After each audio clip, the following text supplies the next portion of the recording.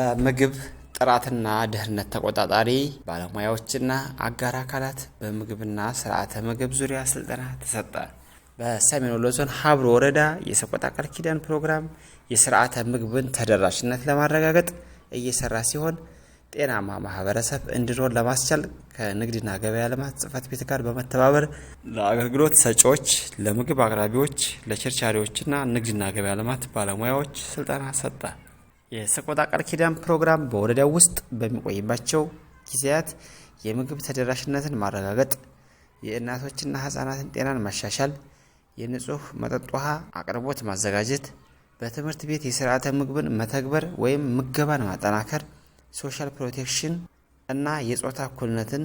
ሴቶችን ማብቃት፣ የገበያ ተደራሽነት እና በፕሮግራሙ የታቀፉ ሴክተሮችን በማቀናጀት የኢትዮጵያ ህጻናት ከምግብ እጥረት ችግር ሙሉ በሙሉ ነፃ ሆኖ ማየት እንዲሁም በ2022 ከ2 ዓመት በታች የሆኑ ህጻናትን ከመቀንጨር ነፃ ማድረግ የፕሮግራሙ ራዕይና ግብ እንደሆነ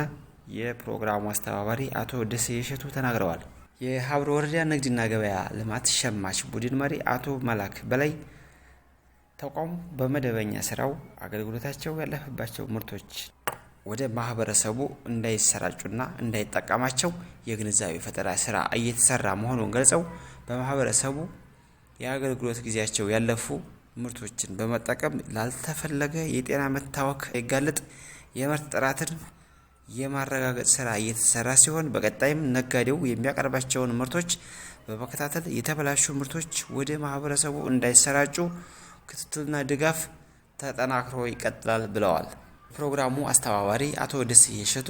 ነጋዴው የማህበረሰቡን ጤና ሊጎዱ የሚችሉ ማንኛውም ምርት ለገበያ ከማቅረብ እንዲቆጠቡና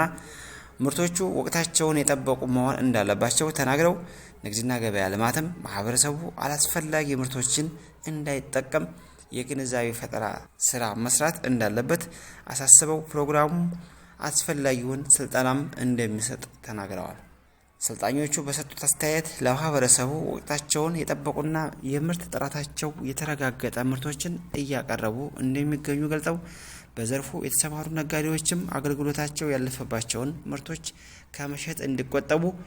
የግንዛቤ ፈጠራው ቀጣይነት ቢኖረውና ለማህበረሰቡ የምርት ጥራቱ የተረጋገጠ ማንኛውንም ምርት እንዲጠቀም ህገወጦችን መቆጣጠርና አስፈላጊውን እርምጃ በመውሰድ ንግድና ገበያ ልማት የድርሻውን ቢወጣ ሲሉ አስተያየታቸውን ሰጥተዋል።